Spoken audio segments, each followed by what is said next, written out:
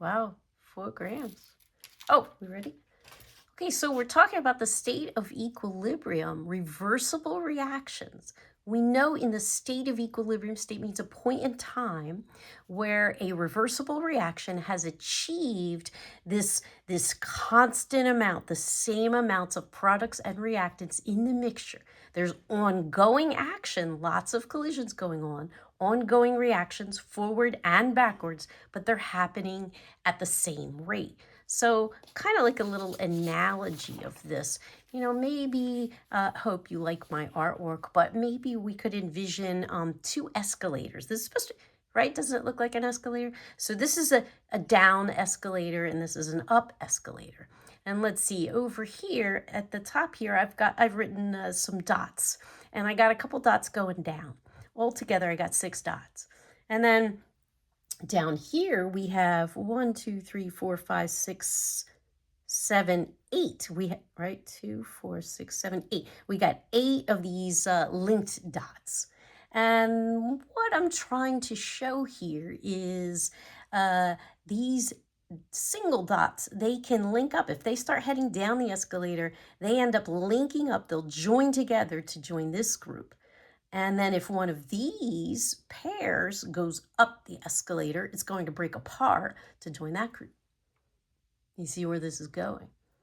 So maybe in the beginning, we just have a few going in either direction, but we say at some point in time, when the same rate of this coming down matches the rate of this going up, we've achieved a state of equilibrium.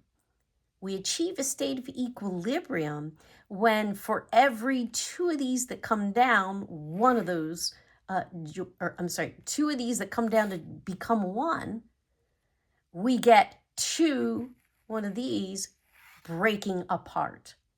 So what I'm trying to say is we achieve a state of equilibrium according to this picture if we can maintain 6 of these dots and 8 of these pairs. Constant amounts. So that's what we're trying to say here with these constant amounts. I mean, maybe we achieve 8 of these and then 6 of those. They should be measurable. Maybe it's exerting some sort of pressure. 8 and 6. And then that won't change. Maybe there's little changes. Maybe there's some changes going up and down the escalator.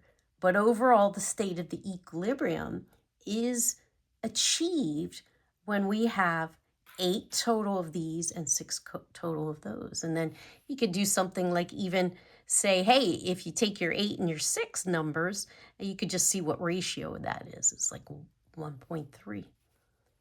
So that's what we're trying to say here, is that when the state of equilibrium is achieved, when we have this mixture of reactants and products, and we have ongoing reactions, but the mixture itself is a constant. The amount of each reactant and product remains the same. In this case, it's an 8:6 ratio.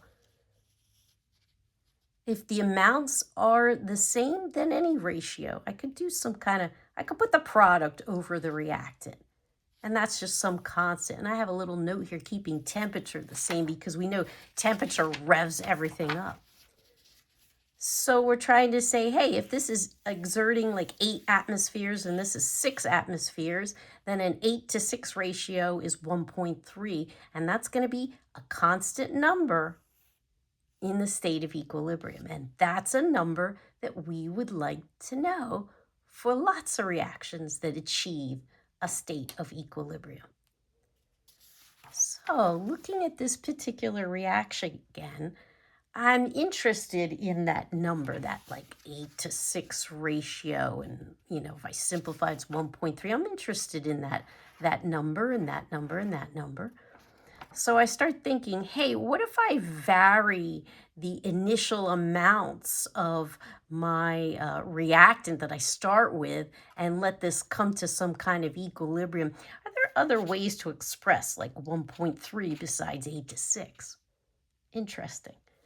So I have to gather data. I mean, that's what we do. We gather data to investigate questions like that.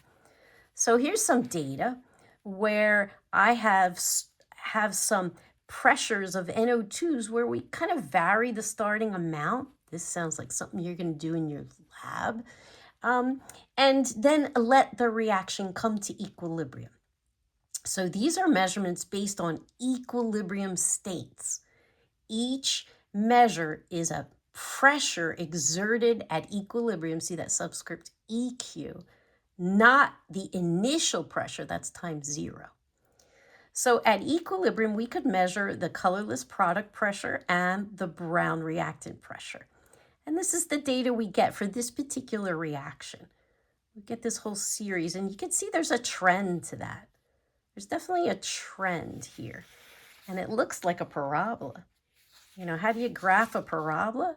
Well, you usually say it's some kind of y is, now this is a parabola that goes through 0, so I don't need any intercepts. So it's some y equals x squared, right? It's an x squared, but we need some sort of constant. I'll just call it k, because we love to use k as a symbol. And that constant is kind of like a slope. It basically tells us how steep that curve is. Like if we just looked at like a y equals 4x squared, if that 4 were our constant, we'd see we kind of have a nice parabola like this. But if we were to increase this slope, this 4, and we were to look at that plot, on the same axis here, we see, oh, I got a much steeper curve than when I just had 4x squared. 400x squared makes it steeper. So this constant's pretty important for telling us how steep that trend is in the data. Okay, well, that's good. Oh, but we have a y here. Our y is the pressure exerted by this product.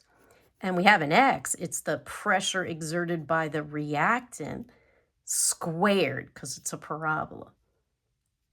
And I could solve for the slope. This slope k is equal to this product pressure at equilibrium over this reactant pressure at equilibrium. That's a squared. Hey, let's try that. Let's put some points in. I got a product here at 0.31, and then that corresponds to the reactant at a 0.19, and I got a squared here because it's a parabola. So I can solve for k. K is 8.6. That's cool. And that 8.6 is telling us the steepness of this curvature, and we could double check. We could try another point along that curve, a product on the top, and then a reactant, the corresponding reactant on the bottom, and that has to be squared. And we calculate that. That is also 8.6. Yeah, it's a constant. It's a constant, that curve. And that 8.6 has no unit to it. No unit. Technically, there are no units to this K constant, capital K. K constant. You know what? I'm going to call this capital K an equilibrium constant, because I'm talking about equilibriums. What about this squared thing? I think it's kind of cool that there's a squared, it's a parabola, and there happens to be a 2 here as a mole coefficient here, a 2-to-1 ratio. I got 2-to-1. And in general, that is going to be how we're going to set up the curvature, the equilibrium constant for these kinds of reactions. Okay. So, setting up a constant K ratio. We simply multiply all the products and divide it by a multiple of all the reactants.